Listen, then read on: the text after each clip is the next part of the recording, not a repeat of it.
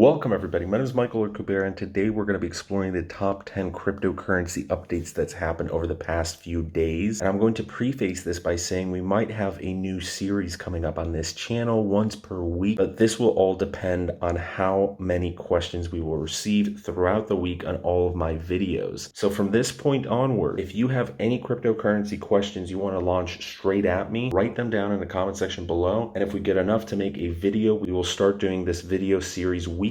If not now, then in the near future. With that out of the way, let's get right into it. So the big news over the past 24 hours is Warren Buffett's best friend, his right-hand man, Charlie Munger. He is a 97-year-old multi-billionaire, if you're familiar with Berkshire Hathaway, and both of them aren't too happy with Bitcoin. So they had their annual shareholders meeting, and there came some good news and some bad news. So let's start first off with the bad news. Bitcoin's success is disgusting. That's the premise of what Charlie Munger said. And to give you comparison of how interesting this is, I think they're upset because Bitcoin is beating Berkshire Hathaway. Berkshire Hathaway is up 50.5% over the past 52 weeks, which isn't bad at all, but considering the market we're in, where a lot of stocks have gone up, and Bitcoin is up over 500%, over 10 times more than Berkshire Hathaway, you just have to look at this, and the cryptocurrency community is up in arms about his statements. Earlier in the year, Munger said that Bitcoin is absolutely too volatile. And he's quoted, "Of course I hate the Bitcoin success, and I don't welcome a currency that's so useful to kidnappers and extortionists and so forth. Nor do I like shuffling out a few extra billions and billions of dollars to somebody who just invented a new financial product out of thin air." And a lot of crypto enthusiasts have pointed out that,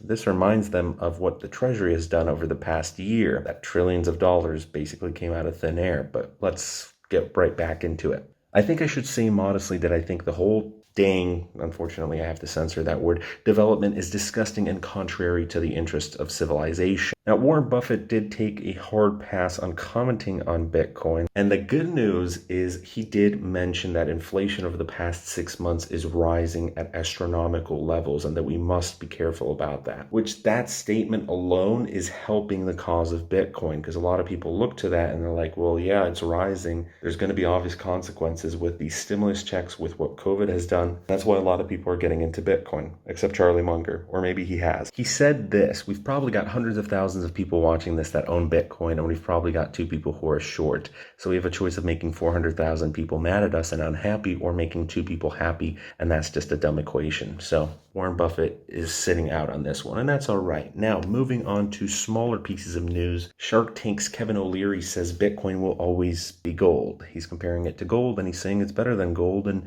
this is quite a turnaround for Kevin O'Leary, which has had a pretty bad stance against Bitcoin up until a few months ago. And suddenly he just flip-flopped and said, you know what, let me invest a few percentage of my entire portfolio, which is worth hundreds of millions of dollars, into Bitcoin. And it's gone up, so I'm sure he's happy about it. Billionaire Mike Novogratz says Bitcoin has insurance unlike dollars. Mike Novogratz, super bullish about Bitcoin. Tron plans to launch Apollo. It's a multi-asset cross-platform chain solution. Also, a lot of people haven't been really looking into it, but BitTorrent, also owned by Justin Sun, the guy behind Tron, has really been moving up over the past few months. Next piece of news, Cardano developer IOHK makes its partnership in Tanzania public. It's always good when blockchain projects are working with countries and governments, and they're very bullish about that, so hey, I'm happy. It reminds me of IOTA back a few years ago when they were trying to make the smart city. Australia is out to launch its first crypto ETF, and we've had also good news with Canada with their first crypto ETFs.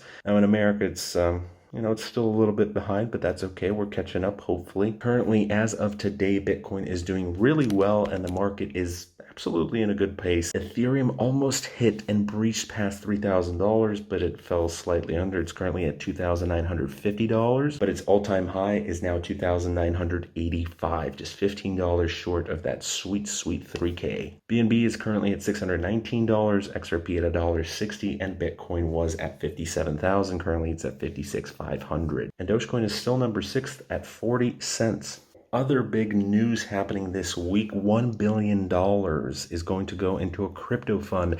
Andreessen Horowitz, the Silicon Valley venture capitalist, is setting his eyes on making history by launching a $1 billion crypto-focused fund. It's going to be the company's biggest bet up until this point. Celebrity Mila Kunis uses crypto, and she admitted she bought crypto years ago, 8 years ago, with her partner, and they still continue to use it. She's married to Ashton Kutcher, and she revealed it on the Stephen Colbert Show, where millions of people were watching, and they have both millions and millions of followers. I'm sure that even though it's not the best source, you're going to have newbies who are suddenly interested in cryptocurrency, and that's always a good thing, I guess, as long as they're doing their research. A little bit more news on the Australian ETF. It's set to be launched before the end of the year by the Australian Securities Exchange, ASX. And also more info on Tron. Apollo will be for secure and easy transfer of data and assets across multiple chains. We've also had another individual, Bill Maher. He's a comedian, and he's had some good things to say recently about the whole situation that we're in and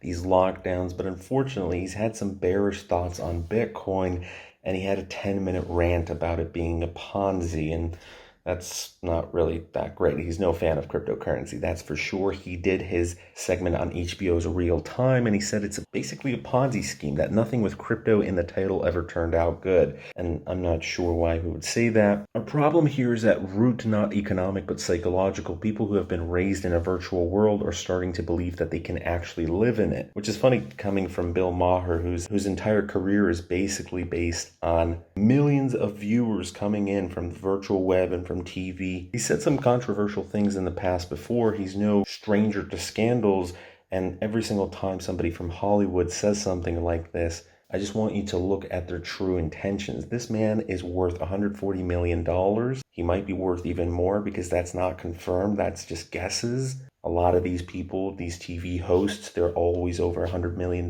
if they've been in the business for a little bit. It's possible he might own cryptocurrency, or it's possible he owns stakes in companies that are trying to profit off of FUD. Now, we do have some bullish news from another celebrity, so it's all over the place. Nas calls himself the cryptocurrency Scarface. Now, why is Nas in the news? He is a rapper, and he invested in Coinbase all the way back in 2013. Nas invested anywhere between $100,000 and $500,000 back then through his company Queensbridge Venture Partners. Coinbase now has a market cap of around $60 billion, and each share trades for over $300. He made a tweet saying he's Coinbase. Now NASA's stake in Coinbase could be anywhere from $40 to $50 million. Some people have quoted it very high. Either way, that crazy return is always a good thing. So I can see why he's celebrating. And the last bit of news is Spartan Protocol exploit results in a loss of over $30 million.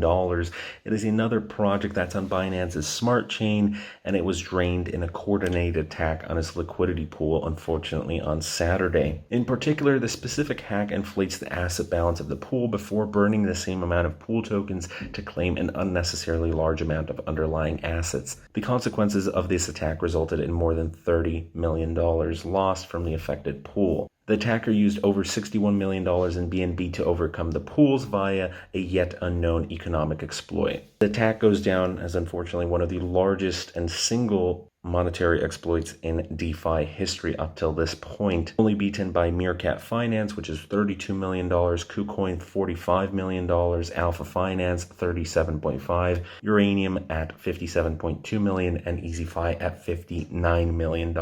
So that's not a great list to be on. All the best to them. Who knows, maybe they're able to recover a portion of the funds, or potentially even all, but it's unlikely. And that ends today's video. I think that was 10, maybe 11, maybe more, who cares? So to add in on what I said earlier, if you have any questions, write them down below, and we're going to gather them up. If we don't have enough this week, we might start next week. And as the channel grows, we're going to be doing a little segment like that. So maybe that day we might do 2 videos. And for right now, we're going to stick to 1 video per day. Thanks to all the new subscribers. We've beat past 850. Let's get to 900 if you're new. Hit that like button or dislike. Tell me why. We shall see you guys tomorrow. Have a great one. Bye.